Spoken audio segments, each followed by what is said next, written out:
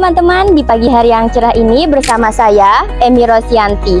Hari ini sangat spesial banget, saya berada di PT Global Indo Tamrin Jaya, pabrik yang sangat luar biasa, di mana pabrik ini memiliki 5 pabrik lainnya. Seperti yang teman-teman lihat di belakang nih, pabrik ini sedang ramai sekali di pagi hari. Gimana kalau kita langsung masuk saja yuk teman-teman?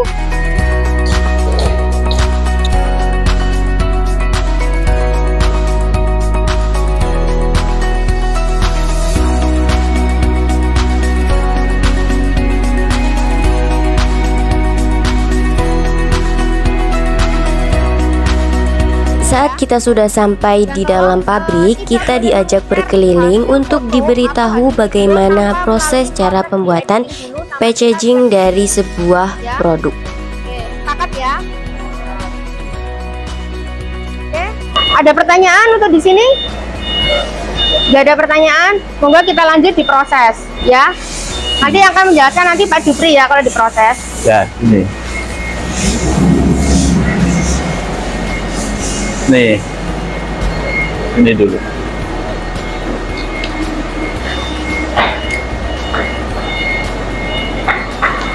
Adepnya sini aja Pak ya? Adepnya sini aja. Ya, soalnya kan ada mesinnya.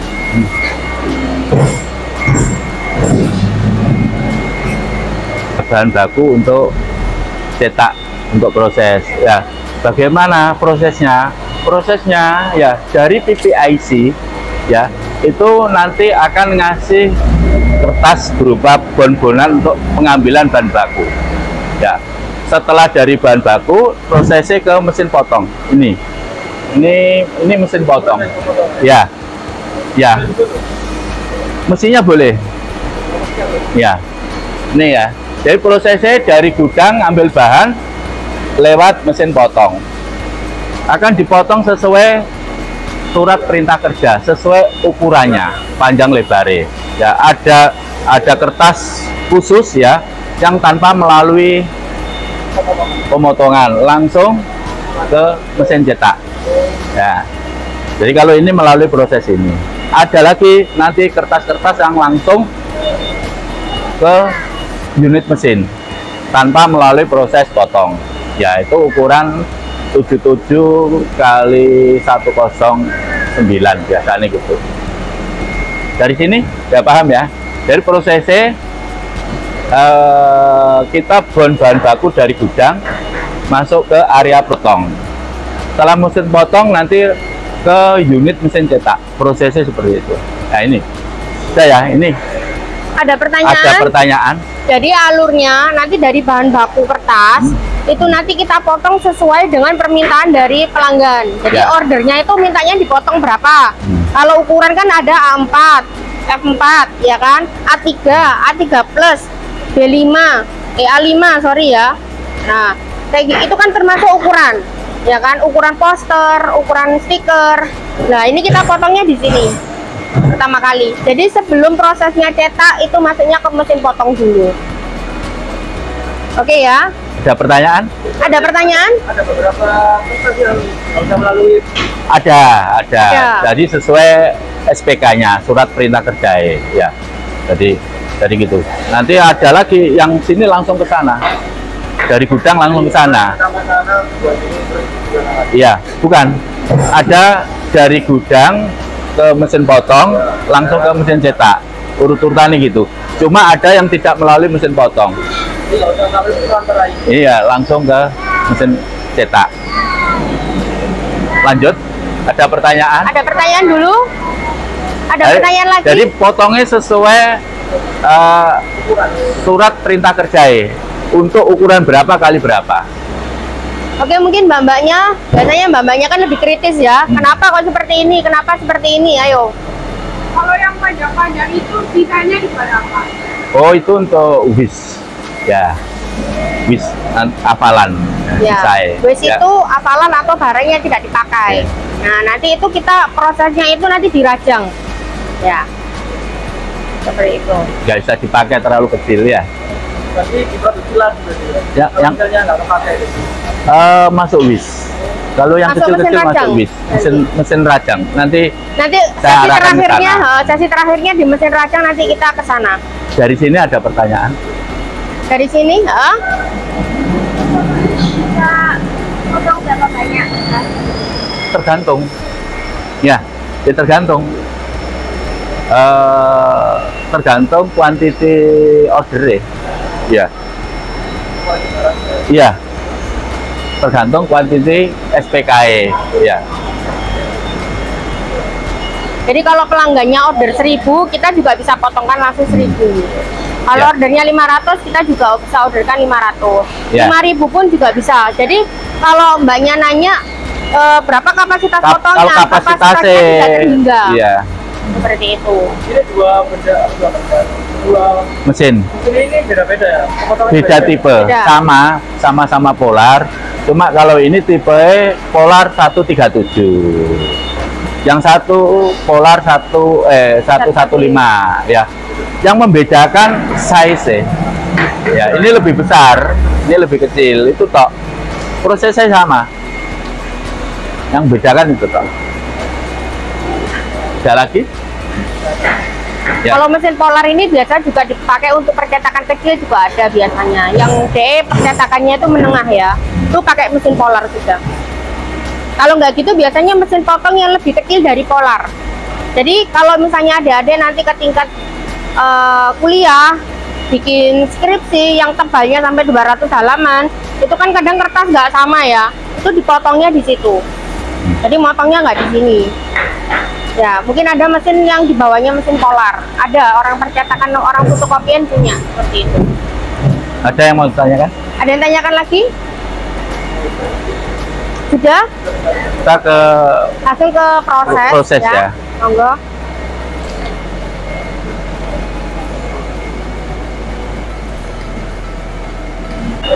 ini mesin cetak ya. Boleh ya. Jadi mesin cetak kita ini ada 4.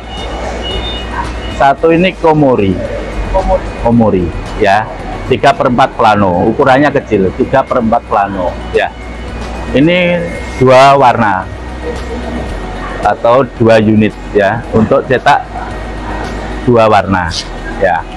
Yang ini mesin SM102 ya, itu 1 plano, 1 plano besar bisa masuk, ukurannya 1 plano ya. Yang ini 4 unit, tapi ini dalam rekondisi atau overhaul ya. Yang sebelah sana SM102 ya ya, jadi 4 warna. Yang sebelah itu ini mesin Heidelberg SM102 4 warna. Jadi kalau 4 warna langsung sekaligus masuk ke mesin sana. Ini 4 warna, itu 4 warna. Jadi ini SM102 itu juga sama, tipenya sama-sama 4 unit ya.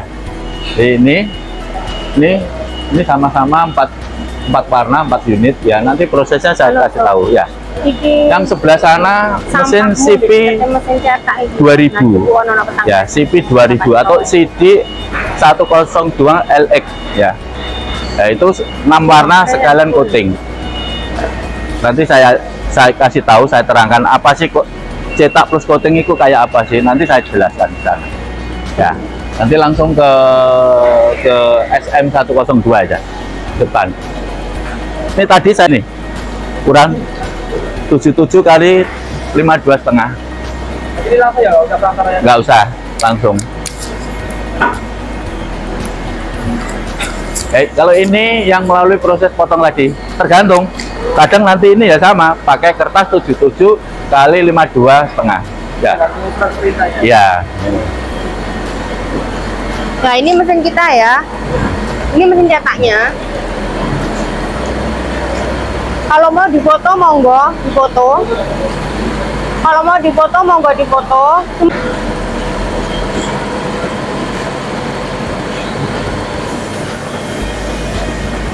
Ya ini SM102 4 warna. Jadi warna CMYK sekali jalan. Jadi warna proses sekali jalan. Ya, ini ruang CPC ya. Ruang CPC itu kertas sampai dia jadi bubur, sampai dia jadi kertas. Nah, kalau itu biasanya Ya. ada di Ciwi, Ya. Bu. Ya, Ya. jadi kalau di kita itu kita tidak bikin kertas. Ada ya? Kita hanya proses lanjut desain ke kertasnya aja. CP 2000 ya. Nih. Kalau Ibu pengen tahu untuk yang hanya proses pembuatan kertas saja, di PT Buana Megah juga bisa. Kalau mesin ini Ya, jauh lebih sempurna dibanding SM102. Ini namanya CP 2000. 6 Iya. warna plus coating. Ya. Jadi ada unit coatingnya. Ya. Apa sih itu coating? Nggak tahu ya. Ada yang tahu? Coating, bukan cutting ya. Ya. Coating itu tujuannya untuk melindungi kertas supaya nggak berat.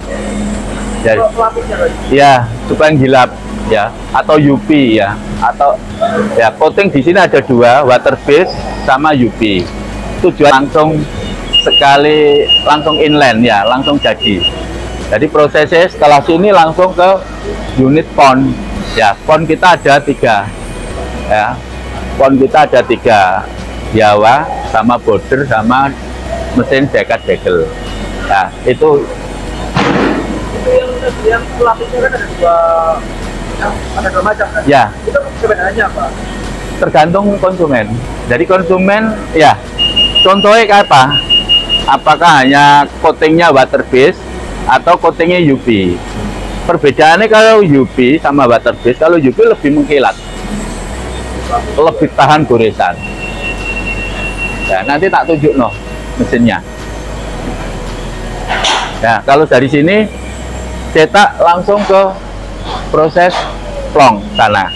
Ya, tapi kalau sini melalui proses masih perlu beberapa tahapan. Kalau yang mesin SM yang 4 warna, kalau sini nggak langsung sana.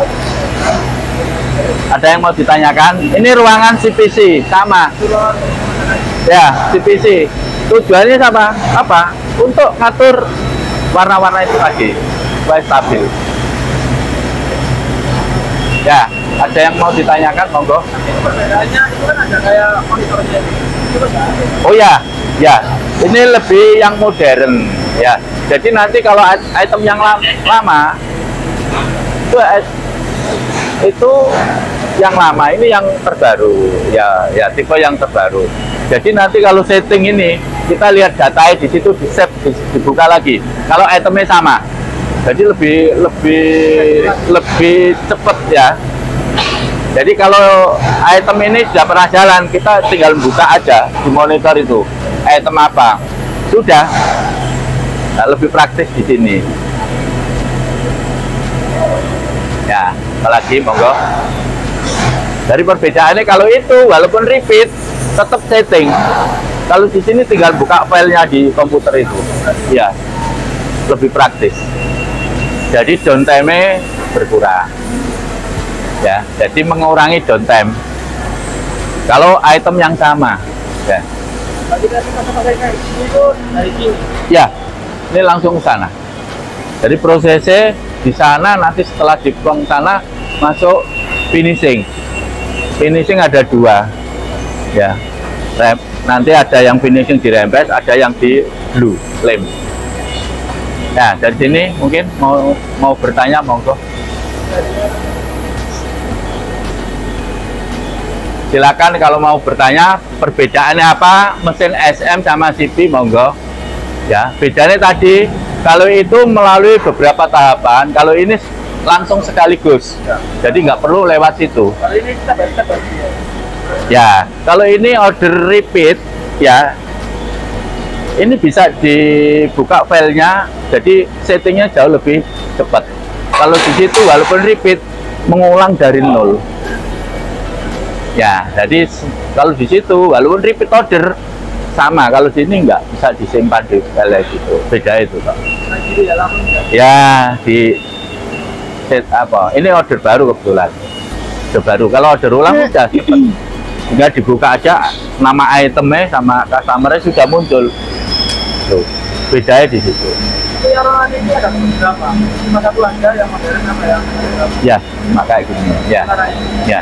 Ini ruangan CPC. Ya. Tadi sudah paham? Nggak ada pertanyaan? Nggak ada pertanyaan ya? Jadi kalau ini cetak sekalian coating, ya, ya, cetak sekali coating. Jadi setelah cetak langsung bisa ke mesin plong. Nih.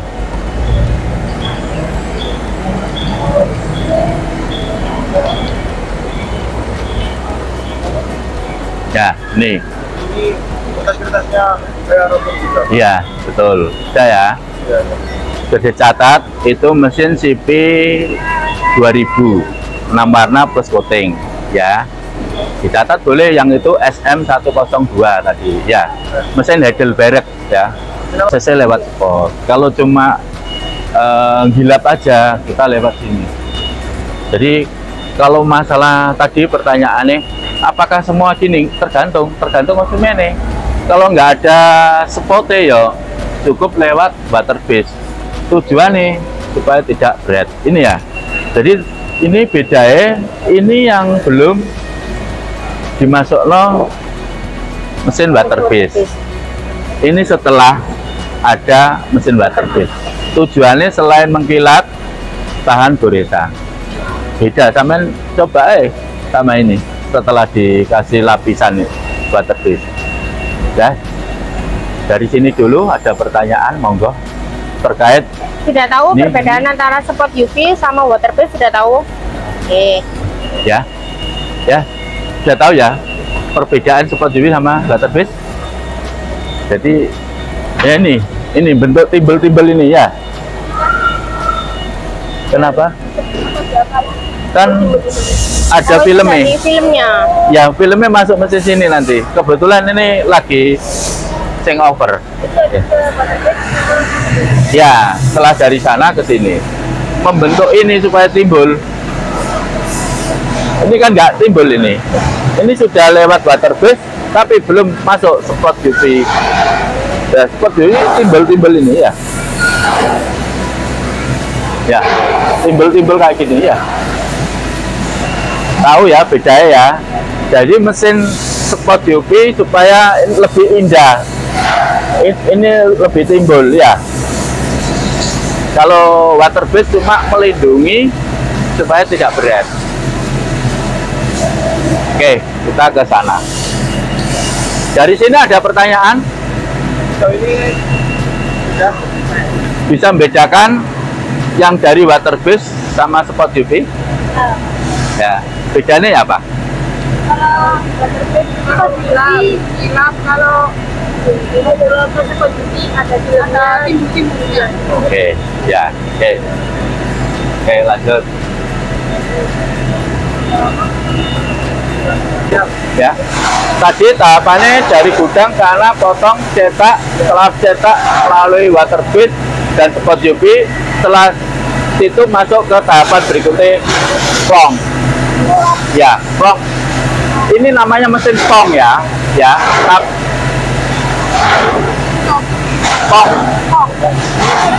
Nah, ilate wong Jawa nyeluke plong, ya. Tapi bahasa aslinya itu pon, pon. PONK, pon. Ya, Tapi kok, ya kebanyakan orang bilang mesin plong. Bukan. PONK, pon. Mesin pon, ya. Mesin pon ada beberapa tipe. Kebetulan ini border. Salah ini. Ini salah. Powder hot print. Ya, kebetulan mesinnya sebentar lagi datang. Ini kita jasakno di luar. Ini hot print. Ya, bisa membedakan ya. Yang tadi water base, spot. Kalau ini spot, ya. Ini water base. Yang ini emboss. Yang ini hot print. Ya. Jadi tergantung dari request konsumen. Ya, ya. Ada emboss, ada spot, ada hot print. Kalau kebetulan ini semua melalui proses ini. Ya, ini komplit ini. Ini ya. Kalau Ya. untuk desainnya biasanya dari customer atau dari sini? Ada yang dari customer, kadang kita desain. Ya, kadang kita dikasih file. Ya, ya Corel Draw langsung, ya. Pakai Corel Draw. Untuk produksi jam 7 sampai jam 3. Paham ya? Ya. Fungsinya itu sama. Cuma beda tipe aja ya. Beda tipe. Sama, itu proses emboss. Itu juga proses emboss. Ya. Jadi setelah proses emboss, proses plong. Ya. Kalau emboss itu cuma ini dimunculno, nanti kalau plong di beberapa up ini tadi. Ya, betul. Ya, ya. Kita lanjut ke berikutnya.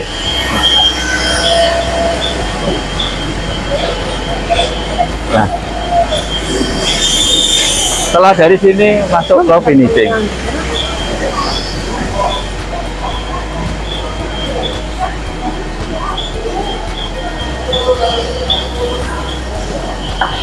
Oh, ini Nah, sudah di pon. jadi ya Jadi sudah mendekati finish. sudah emboss, sudah plong. Biasanya gitu. Oke. Yang ini mesin laminasi. Kebetulan nggak ada order, tak kasih contoh aja ya, laminasi. Ya, mesin laminasi. Kalau laminasi, kalau nggak ada permintaan untuk produk di laminasi, Mana ya? kita nggak ada jalan laminasi. Nggak ada contohnya. Ya. Cetakan dilapisi single piece. Single piece itu bisa E-float, bisa B-float, bisa C-float, bisa BC-float. Tergantung laminasi. Ya, itu mesin itu kalau ada permintaan laminasi, kita jalan laminasi. Ya. Ada yang mau ditanyakan, monggo? Yang di bawah itu yang apa? Yang mana? Degel ini di setting ini loh. Nah, ini mesin degel. Yang itu tumpukan di belakang. Oh, itu mesin press. Dimasuknya itu nanti di press sana.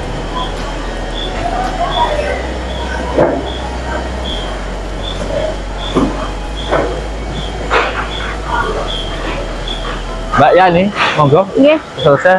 Ini sudah selesai. Oh ya, ya. Oke. Cukup dah. Ada pertanyaan? Nggak ada?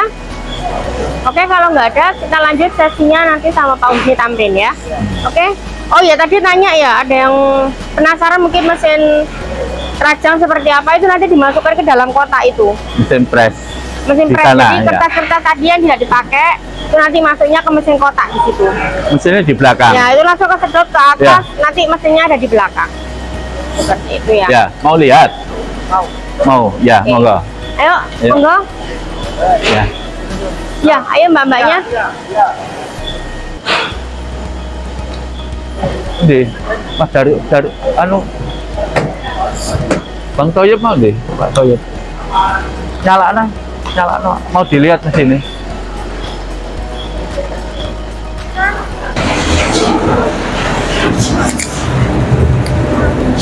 Ya. Dari sana masuk terobong sini di press. Ya, yang sisa. Setelah selesai berkeliling pabrik, kami diajak untuk pergi ke kantin untuk sharing-sharing pengalaman dari owner PT Global Indo Tamrin Jaya. Kurang lebihnya kalau perusahaan itu rata-rata hampir sama kayak perusahaannya kita ya. Jadi bagi yang kerja di pabrik ya pasti panas. Ya. Oke.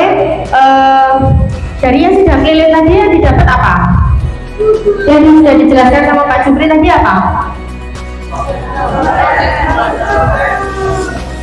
Oke, saya mau bertanya dulu. Kalau jenis kertasnya tadi ada berapa? Apa aja boleh disebutkan? Stiker, kontak, vinil, art paper, benar. Terus duplek, ivory. Oke ya. Long ini jaluk dia kalau Pak. prosesnya tadi ada proses apa aja tadi? Recover. Sing role lho Pak, sing situ kan.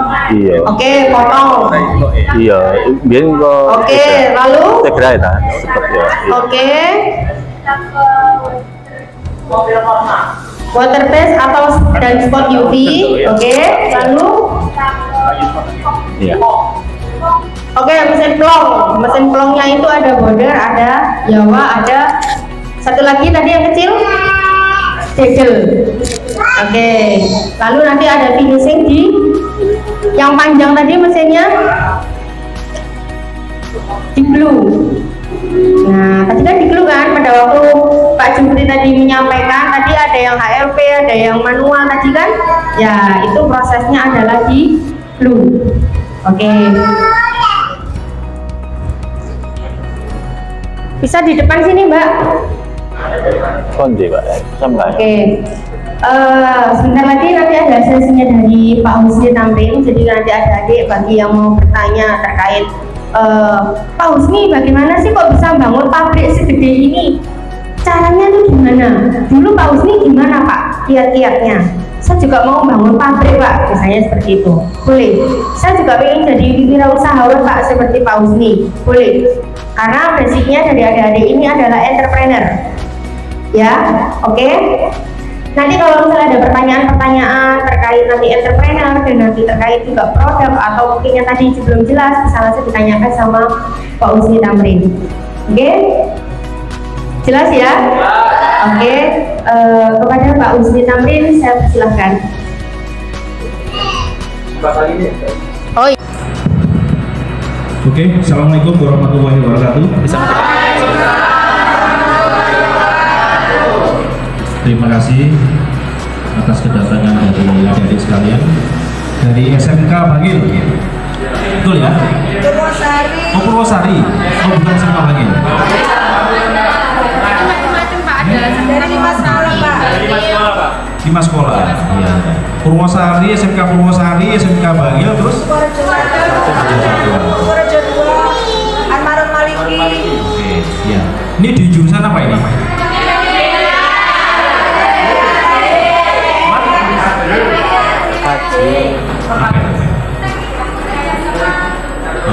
Rekayasa perangkat lunak ya.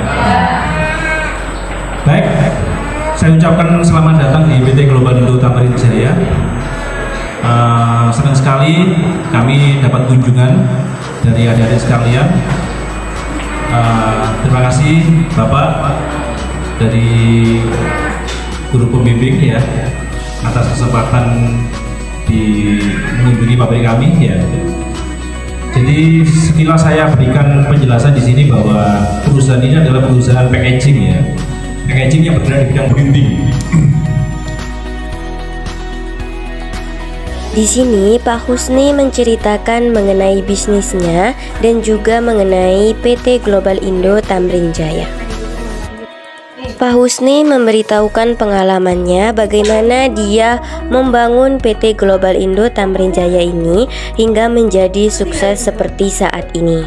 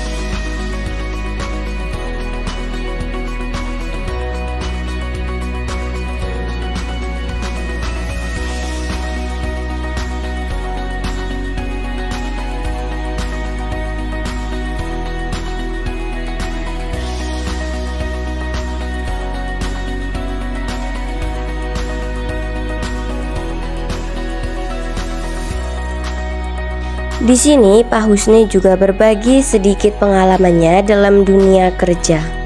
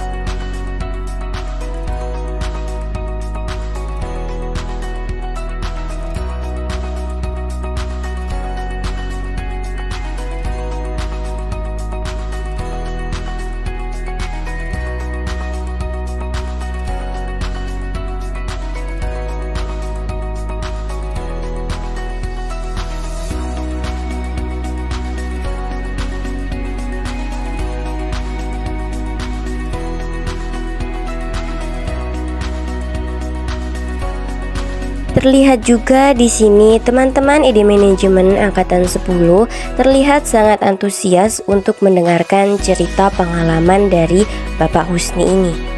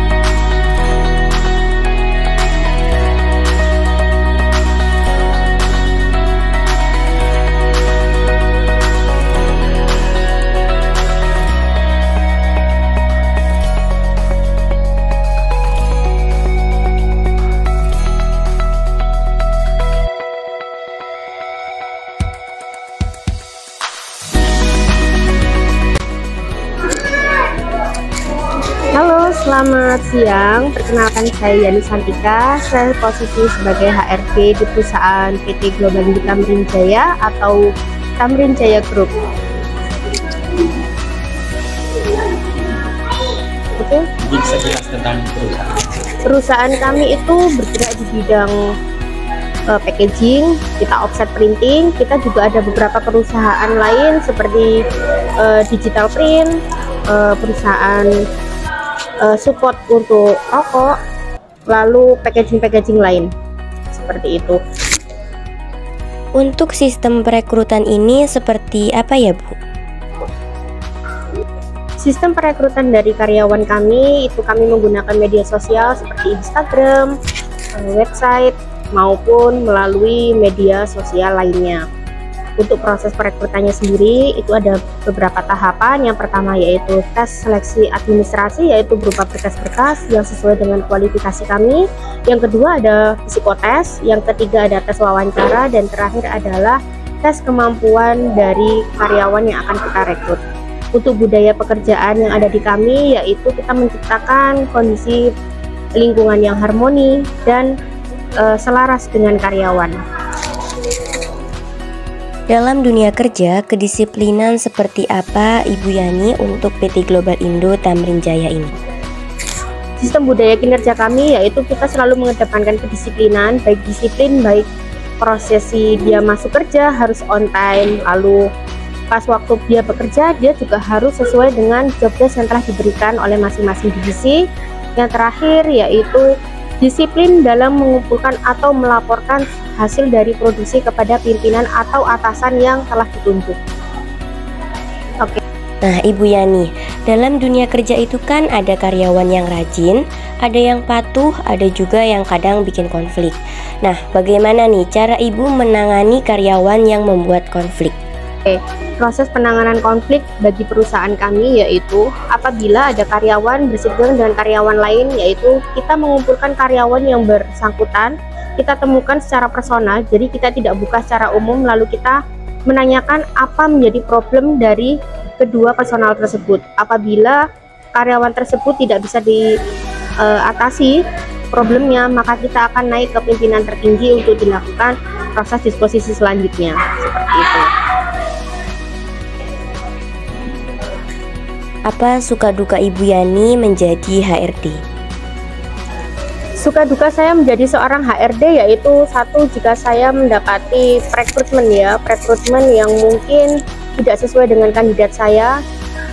Yang kedua mungkin job desk mungkin pekerjaan yang kita berhubungan dengan pemerintahan, yang mungkin institusi dari pemerintah itu yang belum masuk ke dalam perusahaan sehingga kita ada perizinan-perizinan yang harus diselesaikan tapi kita tidak bisa, sedangkan kita memiliki target yang harus kita selesaikan oleh pimpinan, seperti itu.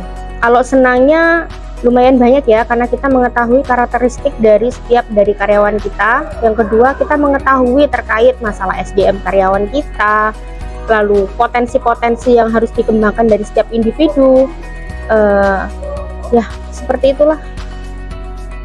Ibu Yani, adakah pesan khusus untuk teman-teman SMK atau sederajat agar bisa diterima dalam tes HRD? Oke. Bagi calon karyawan yang ingin diterima sebagai karyawan dalam suatu perusahaan, yaitu pertama harus percaya diri, yang kedua harus jujur. Jadi apa yang ditanyakan oleh HRD lebih baik dijawab dengan jujur. Kalau misal belum memiliki pengalaman, dibilang aja belum punya pengalaman, daripada nanti sudah dites tapi tidak sesuai dengan apa yang telah diucapkan di sebelumnya. Apakah Ibu Yani mempunyai tips dan trik nih bagaimana caranya menjadi karyawan yang bagus, handal, atau yang disukai perusahaan dan karirnya bagus di perusahaan? Oke. Bagaimana cara kita menjadi karyawan yang handal, yang disukai oleh pimpinan? Mungkin yang pertama, kita harus mencintai dulu apa yang pekerjaan kita. Yang kedua, kita harus melakukannya dengan sungguh-sungguh dan disiplin. Yang ketiga, kita harus continue atau konsisten. Jadi terus-menerus itu belum tentu konsisten, tapi kalau sudah konsisten pasti terus-menerus. Apa kesan dan pesan Ibu Yani untuk acara kunjungan bisnis ini? ini yaitu bagi saya ini sebagai improvement ya buat perusahaan. Jadi kita juga senang ada acara seperti ini. Kita menambah wawasan juga, mungkin ada yang perusahaan belum sepenuhnya baik, itu bisa menjadi masukan perusahaan untuk menjadi lebih baik ya, seperti itu. Lalu memberikan motivasi kepada calon-calon karyawan atau calon-calon entrepreneur untuk bisa membuka lapangan pekerjaan dan jangan memiliki mindset sebagai karyawan, seperti itu. Assalamualaikum warahmatullahi wabarakatuh. Di samping saya sudah ada Bapak Husni Tamrin selaku owner dari perusahaan PT Global Indo Tamrin Jaya. Selamat siang Bapak Husni. Siang. Gimana kabarnya? Alhamdulillah baik. Bagaimana Mas Fahri? Baik. Sehat ya? Sehat. Nah. Di sini saya akan mengajukan beberapa pertanyaan untuk Bapak Husni. Siap. Pak Husni, setahu saya sudah mempunyai 5 perusahaan bukan? Ya. Nah, setiap perusahaan pasti kan banyak karyawannya. Pertanyaan adalah, bagaimana cara Pak Husni bisa menghandle 5 perusahaan sekaligus? Mungkin ada trik khusus untuk bisa menghandle perusahaan itu. Oke, jadi kita di Tamrin Jaya Group sudah ada 5 unit usaha ya di tempat yang berbeda. Kita akan kembangkan ke 2 unit usaha baru. Pertanyaan dari Mas Fahri tadi, bagaimana cara saya untuk menjalankan usaha dengan lokasi yang berbeda-beda, betul ya? Betul. Jadi tiap hari saya pasti pantau ya. Dalam artian pantau itu tidak harus saya mengunjungi semua pabrik itu secara rutin ya. Ada kalanya pasti dalam 1 minggu saya akan berkunjung ke pabrik itu. Jadi saya menyempatkan diri ya. Tetapi yang paling penting kita sudah punya orang-orang ya. Jadi sudah ada penanggung jawab dari usaha pabrik, misalkan pabrik A ya. Orang terpercaya. Ya, ada orang kepercayaan kita dan sudah ada manajemen yang mengatur di sana ya. Jadi semua usaha kita ini benar-benar berdiri sendiri ya. Jadi misalkan kayak PT Multipack Tamrin Jaya bergerak di bidang kardus, itu tiap bulan harus mengeluarkan laporan keuangan ya. Yang dikelola oleh siapa? Oleh manajemen dari Multipack sendiri. Seperti di sini di Global Indo pun juga sama. Di sini ada manajemen tersendiri ya. Modalnya pun juga tersendiri ya. Nah, jadi Setiap perusahaan punya manajemennya sendiri. punya manajemen sendiri. Jadi saya tiap minggu di hari Rabu kita ada meeting grup ya. Jadi di tempat ini kita undang penanggung jawabnya, kepala-kepalanya kita undang untuk melakukan meeting koordinasi entah marketing, keuangan ya, diproduksi. Kita meeting secara rutin 1 minggu sekali. Dari situ saya bisa melihat perkembangan, memantau perkembangan dari perusahaan ini ya. Tapi awalnya memang harus saya pantau langsung. Begitu sudah jalan, saya tinggal, saya percayakan 1 orang ya. Mereka harus memberikan laporan tiap minggu secara rutin. Mungkin dari yang dulu. Ya. Mungkin Pak Husni bisa menyebutkan perusahaan-perusahaan biar nanti bisa tahu nonton di rumah. Oke. Perusahaan pertama kita adalah CV Sinar Jaya, yaitu perusahaan yang bergerak di bidang trading untuk bahan-bahan kita suplai ke beberapa perusahaan rokok. Sekarang kurang lebih 87 perusahaan kita suplai bahan bakunya. Ya, kita adalah distributor juga untuk filter rokok. Yang pertama Itu berlokasi di mana, Pak? itu berlokasi di Beji Pasuruan. Kemudian tahun 2010 berdiri. Kemudian tahun 2012 kita mendirikan PT Multipack. PT Multipack itu perusahaan yang bergerak di bidang industri karton box, kardus kalau di Indonesia ya. Kita melayani industri di seluruh Jawa Timur ya, bahkan kita sudah ekspansi ke luar pulau juga ya. Dan produk kita melayani perusahaan dari hubungan sama corporate to corporate. Nah, kemudian kita kurang lebih 2017 kemarin kita mendirikan Global Indo yang itu bergerak di bidang offset printing ya.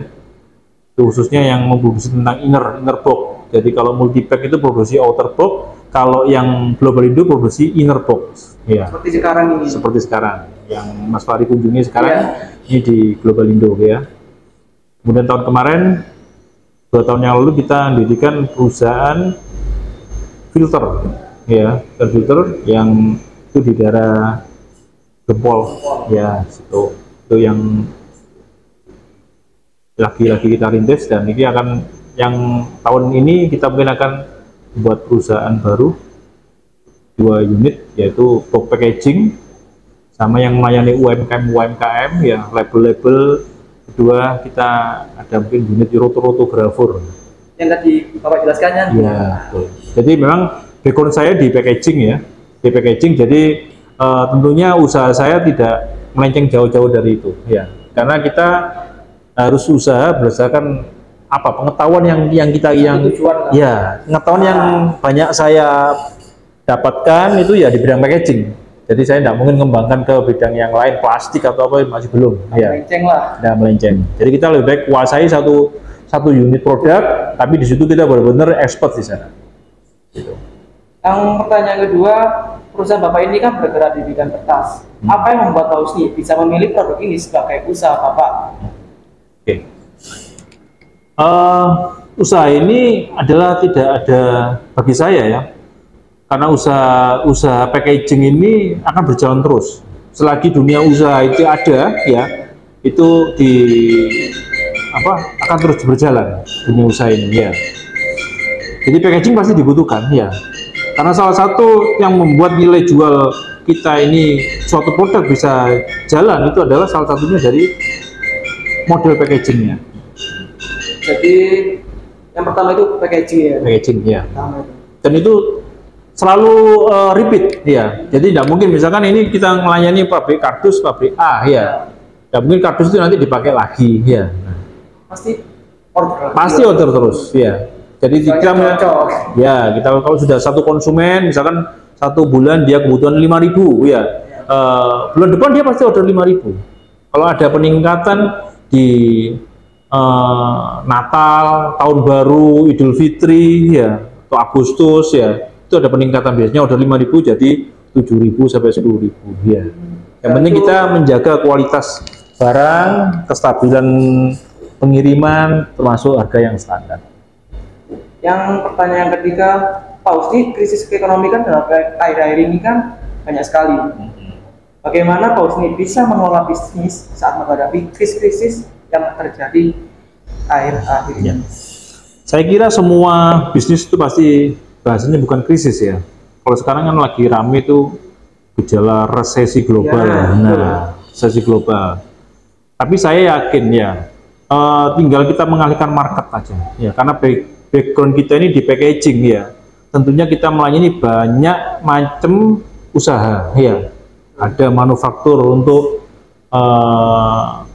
makanan, manufaktur untuk minuman ya, kue-kue ya, kemudian untuk sigaret ya, ada televisi ya, macam-macam, jadi sepatu ya. Jadi misalkan pada Idul Fitri ini yang rame pakaian ya, jadi kita rame di usaha yang manufaktur untuk tekstil. Nah, jadi kemudian sepatu pada musim masuk sekolah, ini industri yang ramai itu sepatu ya. Jadi dengan bisnis packaging yang kita layani macam-macam bidang usaha, alhamdulillah produksi kita ini relatif stabil ya, relatif stabil. Karena apa? Begitu satu unit usaha ini resesi ya, agak down ya, kita tertolong dengan usaha customer kita yang lain. Jadi kita job order ya. Berarti kalau misalnya usaha ini akan down, jadi kita harus cari lagi biar betul. Iya. Jadi kita harus banyak customer ya. Jadi kita tidak bisa mengandalkan 1-2 customer aja ya. Customer kita harus cari terus ya. Seandainya ada customer yang tutup perusahaannya, kita masih terselamatkan dengan customer yang baru ya. Dan mereka pasti butuh packaging. Di mana ada industri, di mana ada pengiriman keluar pulau, keluar negeri, dia pasti butuh karton ya. Ya, di mana ada produk yang mau dipasarkan itu dia pasti butuh label, dia pasti butuh packaging. Nah, Jadi kenapa saya pilih packaging, karena marketnya luas gitu kan ya, marketnya luas dan dia menjadi kebutuhan pembantu utama. Kalau nggak ada packagingnya ya kan ya nggak bisa kirim. Nah, kemudian sifatnya bisnis yang bagus adalah bisnis yang habis pakai. Misalkan nih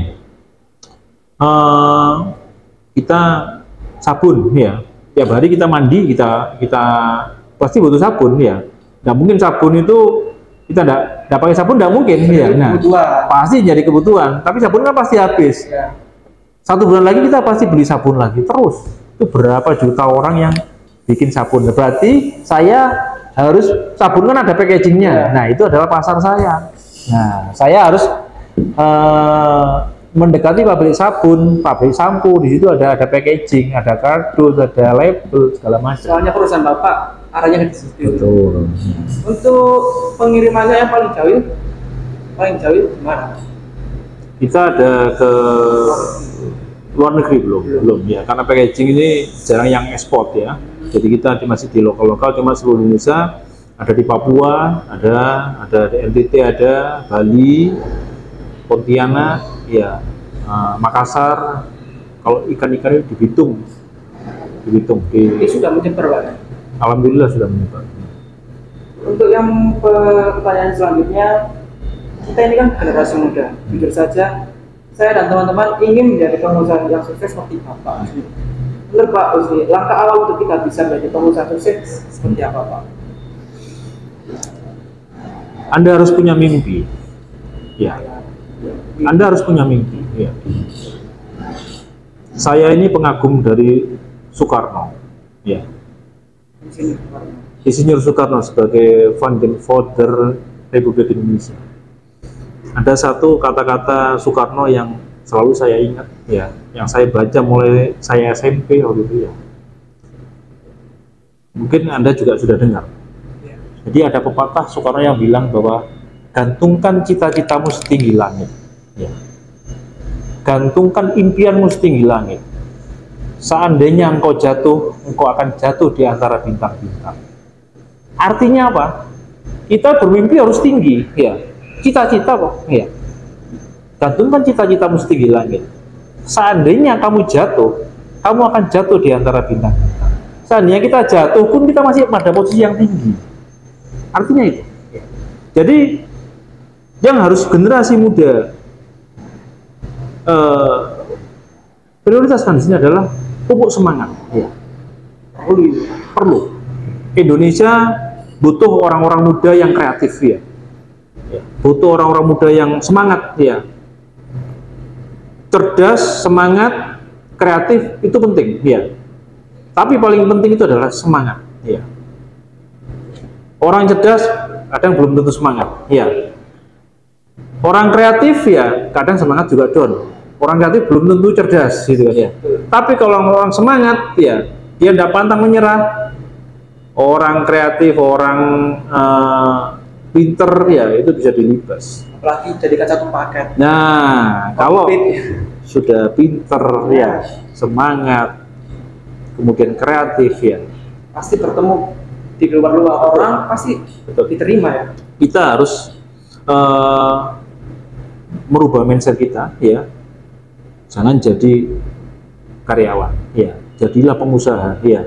Karena dari pengusaha Anda bisa bermanfaat banyak orang, Anda bisa mempekerjakan banyak orang. Indonesia butuh itu, ya.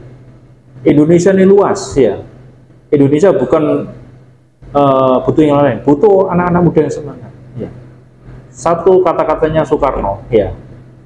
Beri aku 1000 orang tua, ya.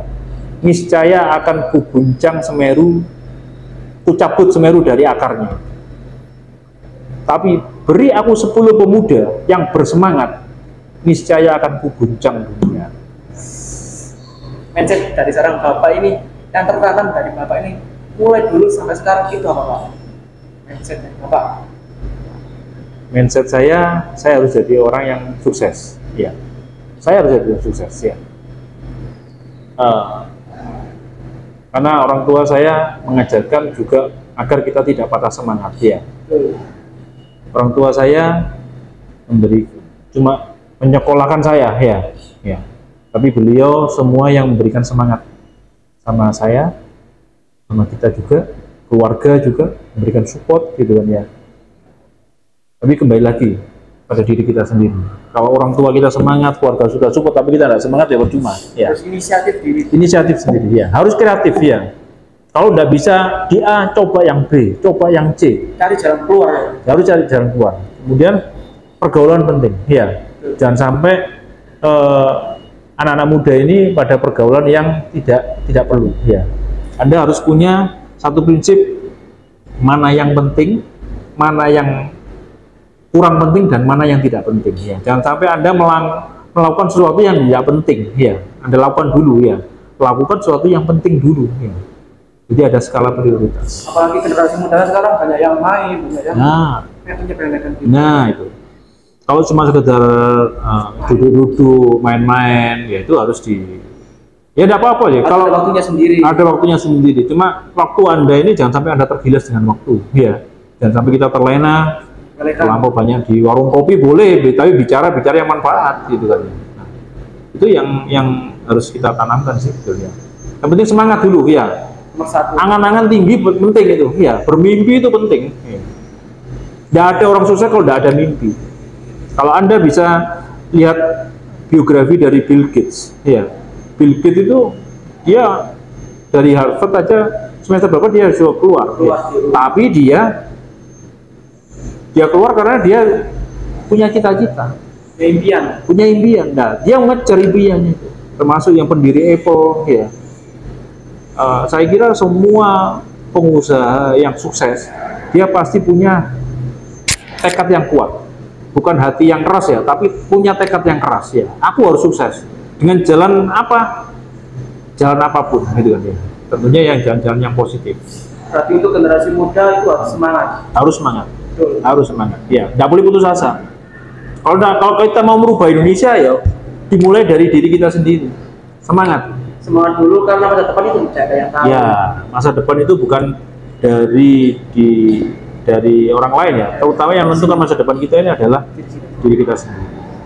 Yang terakhir Bapak, Husni, apakah ada pesan khusus untuk kita semua dan penonton di rumah? Ya, terus berkarya, terus berkreatif ya, teruslah bermimpi setinggi langit, seperti halnya Bapak Soekarno sebagai pendiri negara ini, kita sebagai generasi Indonesia ya, kita harus melanjutkan perjuangan dari Bung Karno ya, dari pendahulu-pendahulu kita. Negara ini sudah tinggal jalan ya. Mereka pahlawan kita, mereka yang membuat pondasi awal, kita tinggal jalankan aja ya. Jangan sampai semangat kita kalah seperti semangat pendahulu kita. Indonesia harus maju, diawali dari generasi muda. Dari dua kata-kata Soekarno yang tadi saya sebutkan ya, gantungkan cita-citamu setinggi langit, seandainya kau jatuh, kau akan jatuh di antara bintang-bintang. Beri aku 1000 orang tua, niscaya akan kucabut Semeru dari akarnya. Tapi beri aku 10 pemuda yang bersemangat, niscaya akan kuguncang dunia. Dan Mas Fahri harus bisa mengguncang dunia, jadikan Indonesia menjadi negara yang super power, jangan kalah sama Amerika. Siap Bapak. Ya. Terima kasih Bapak Husni sudah meluangkan waktu untuk kegiatan ini. Ya. Semoga Bapak Husni keluarga sehat walafiat. Amin, Dan semoga rezekinya lancar. Amin, amin. Dan perusahaannya Bapak semakin maju dan Amin, semakin ya. berkembang. Anda pun juga harus bersemangat, ya. Harus jadi generasi pemimpin, harus bisa merubah Indonesia. Siap. Ya. Jangan kalah sama Pak Husni, harus bisa lebih tinggi dari Pak Husni, ya. Terima kasih. Ya. Assalamualaikum warahmatullahi wabarakatuh. Waalaikumsalam warahmatullahi wabarakatuh. Demikian kegiatan kunjungan bisnis ide manajemen angkatan 10 di perusahaan PT Global Indo. Terima kasih untuk teman-teman yang sudah mengikuti dari awal sampai selesai.